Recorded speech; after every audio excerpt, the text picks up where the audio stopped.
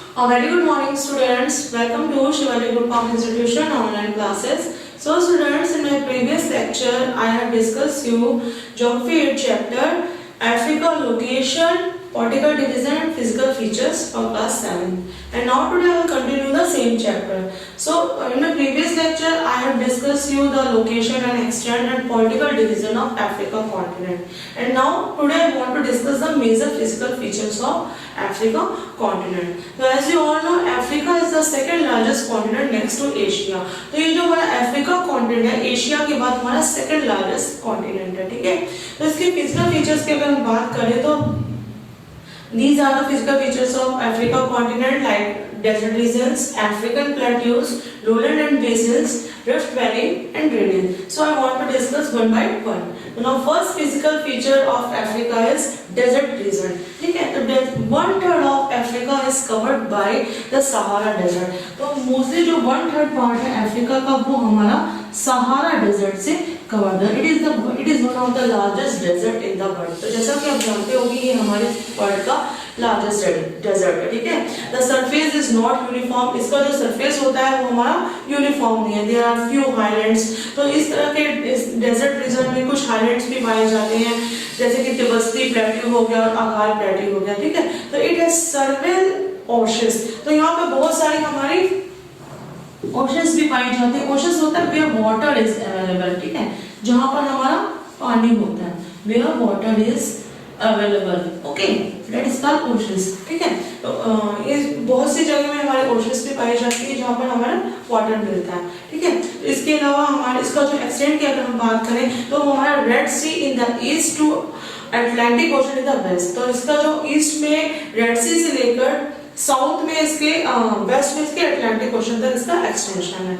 और इसके अलावा जो इसमें डेजर्ट पाए जाते हैं वह हमारा कालाहारी डेजर्ट हो गया जो कि हमारा साउथ में है, and Namib desert is along the western coast. तो these are the desert found in desert region like Sahara desert, Kalahari desert and Namib desert, ठीक है.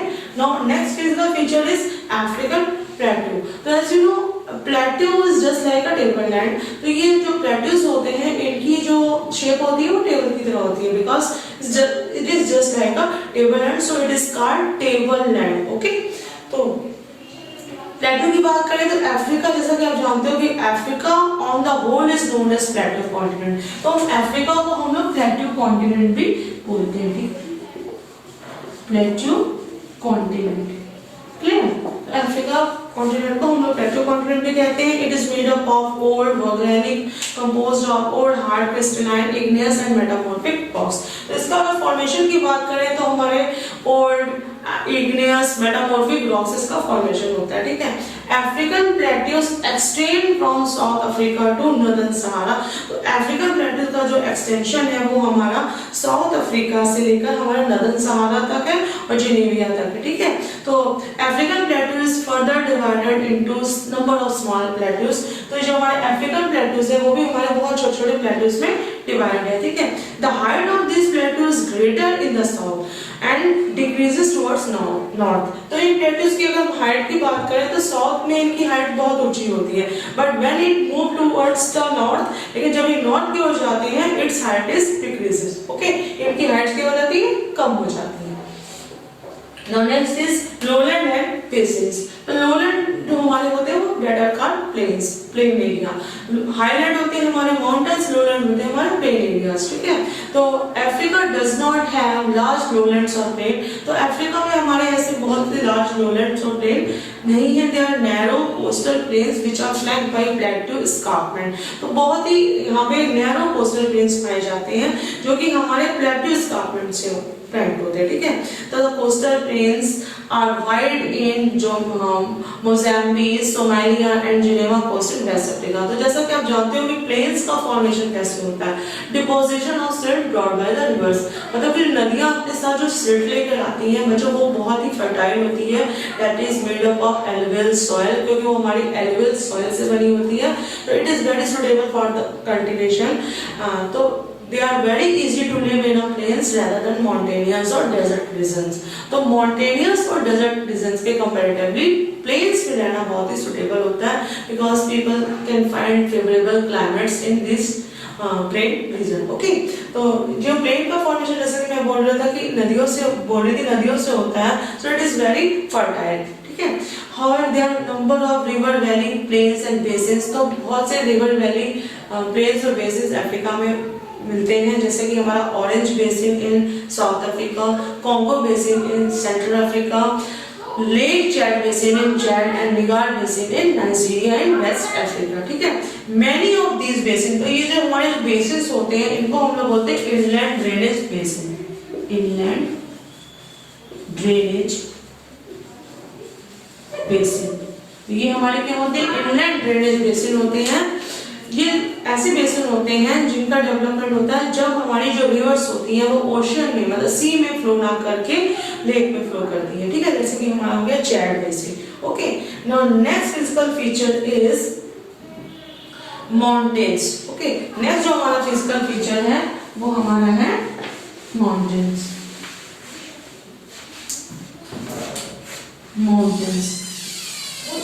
So now I want to discuss mountains. ठीक है. तो there are number of mountains of different types in Africa. तो first हमारा इसमें mountain आता है Fold Mountain. Fold Mountain. Fold mountains are formed when two earth tectonic plates are pushed together.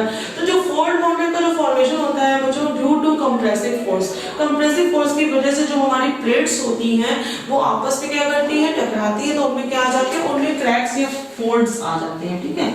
cracks और folds. Okay.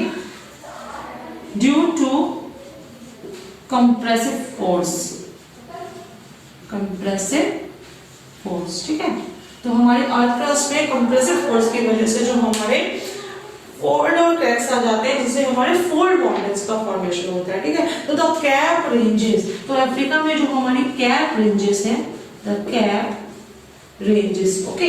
ये जो हमारी Cape ranges हैं in extreme south of the region, वे इस रीजन के साउथ में हमारे जो कैप रेंजेस है वो बहुत देखने को मिलती है. There are number of ancient fold mountains.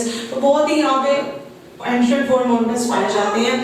These ranges are not very high. ये जो हमारी रेंजेस होती है बहुत ज्यादा हाई नहीं होती है. ठीक है. The Cape ranges partially enclose to area, जो कैप रेंजेस होती है वो मतलब पार्शली क्या कर देती है? दो एरिया को इनक्लोज कर देती है. ठीक है. जो एटलस माउंटेन है हमारे एटलस. ठीक है. Atlas are the example of young fold mountain in Africa. ठीक है. ये हमारा हो गया fold mountains. Now next is block mountain. Okay. block mountain. So I want to discuss the block mountains. तो block mountain में जो हमारा होता है the East African Rift Valley extending from Red Sea to River Zambezi has block mountain. तो जो हमारी इसमें East African Rift Valley होती है, the East African Rift Valley. ठीक है.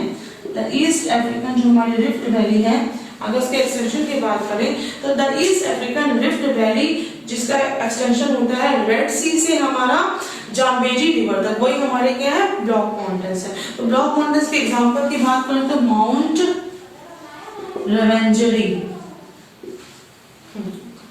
रेवेंजरी जो है हमारा वो है ब्लॉक माउंटेन का एग्जांपल है. Okay. Now next mountain is Ethiopian plateau.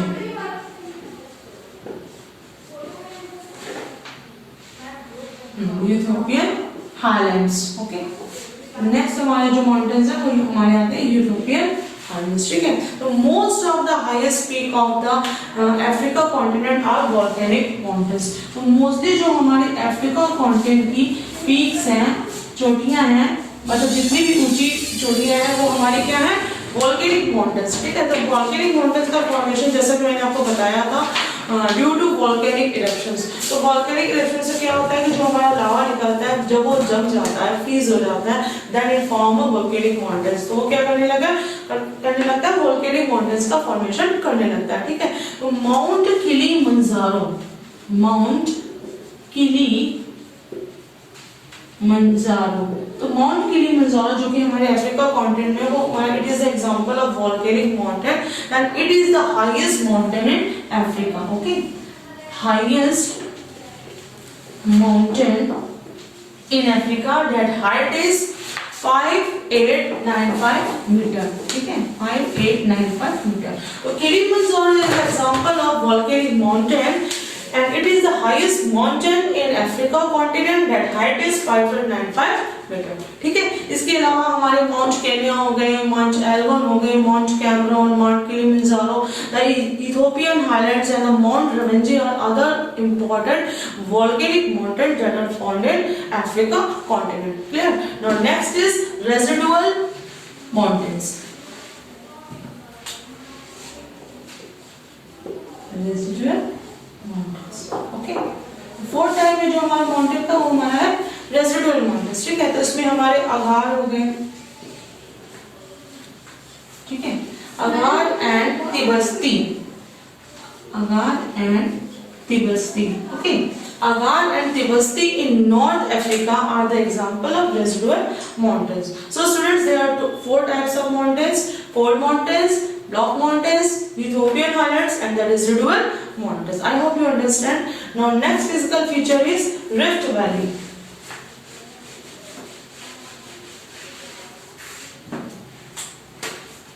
Rift Valley.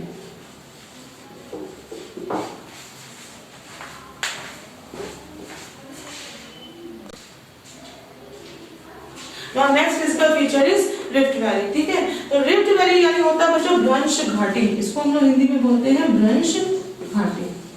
तो जैसे मैंने आपको बताया कि जो हमारी टेक्टोनिक प्लेट्स होती हैं, मतलब जो हमारे आमने सामने जैसे प्लेट्स आती हैं, अब देखिए जैसे ये दो हमारी प्लेट्स हैं, ठीक है, तो ये they are pushing to each other, ये एक दूसरे को क्या कर रही है, पुश कर रही है। ठीक है, तो ये एक दूसरे को हमारी पुश कर रही है, तो इसमें हमारा का फोर्स पड़ रहा है, जैसे ये हमारा फोर्स हो रहा है इसके ऊपर, तो इसमें क्रैक्स आ जाएंगे। तो ये एक जो हमारी प्लेट होगी वो ऊपर की ओर चली जाएगी, ठीक है, और एक प्लेट हमारी नीचे की ओर आ जाएगी, डेट इज, ठीक है।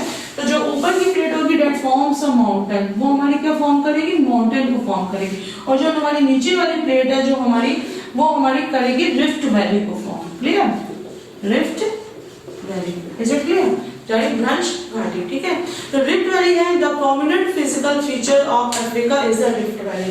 तो अफ्रीका कॉन्टिनेंट का जो प्रोमिनेंट फिजिकल फीचर है वो हमारा क्या है, rift valley. It is the special characteristics of rift valley that it is the prominent feature of Africa continent. तो it is visible in the satellite pictures of the earth. अब बात करते हैं कि formation of rift valley. Rift valley का formation कैसे होता है? तो बच्चों, a valley is a long and narrow valley with steep side. तो रिफ्ट वैली हमारी क्या होती है, बहुत ही लॉन्ग और नैरो वैली होती है, और इसकी साइड कैसी होती है, स्टीप साइड्स होती है, ठीक है। The cracks which occur due to the movement in the interior of the earth. तो जो हमारे क्रैक्स पड़ते हैं, जैसा कि मैंने बताया कि जो हमारी दो प्लेट्स हैं, अगर उनके बीच में फोर्स की वजह से क्रैक्स आ रहे हैं, ठीक है, दरारें आ रही हैं जिसे हम कहते हैं, तो क्रैक्स आने से क्या हो जाएगा कि वो अपने प्लेस से जो प्लेट्स होंगी वो मूव करने लगेंगी, ठीक है। तो the cracks which occur due to the movement in the interior of the earth, मतलब अर्थ के इंटीरियर में मूवमेंट्स होने से जो हमारे क्रैक्स आ जाते हैं, उससे हमारा क्या हो जाता है, उसी को हम लोग क्या कहते हैं, जो हमारे क्रैक्स होते हैं उसी को हम लोग क्या बोलते हैं, फॉल्ट्स, ठीक है। क्या बोलते हैं? These cracks are called faults, okay? तो when the land between two fault sink, जब हमारी जो लैंड होती है, जो हमारे दो फॉल्ट के बीच में सिंक होने लगती है, तब वो हमारी क्या फॉर्म करती है, रिफ्ट वैली को फॉर्म करती है, ठीक है। And the steep sides are called block mountain, और जो उसका स्टीप साइड होता है वो हमारा ब्लॉक माउंटेन कहलाता है। जैसे कि मैंने आपको बताया इस पिक्चर में भी कि जो हमारा ऊपर वाला भाग है, स्टीप साइड है, वो हमारा ब्लॉक माउंटेन को फॉर्म कर रहा है, और जो नीचे वाला है पार्ट वो हमारा रिफ्ट वैली को फॉर्म कर रहा है। Is it clear? I hope you understand. So the Great Rift Valley of Africa is about 6440 kilometre. तो जो हमारी बहुत ही ग्रेट रिफ्ट वैली है अफ्रीका कॉन्टिनेंट की, डेट इज 6440 किलोमीटर लॉन्ग है, और इसका एक्सटेंट की अगर हम बात करें तो रेड सी से लेकर रिवर जाम्बेजी तक साउथ में इसका एक्सटेंशन है, ठीक है। It is hence known as the Great Rift Valley of Africa. तो इसको हम लोग Great Rift Valley of Africa भी कहते हैं। Great Rift Valley of Africa. Clear? Great Rift Valley of Africa. Okay.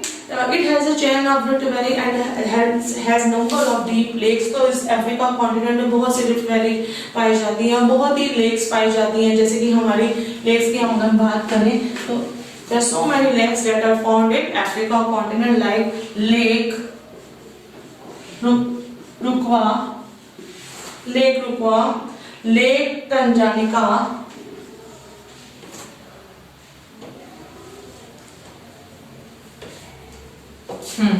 Lake Tanganyika, Lake Superior, इस तरह की लेक विक्टोरिया, लेक चैड, इस तरह की लेक्स हमारे रिफ्ट वैली में पाए जाते हैं. तो students, today what I explain the some physical features of Africa continent like desert region, African plateaus, lowland and plains, mountains and rift valley. So that's all for today.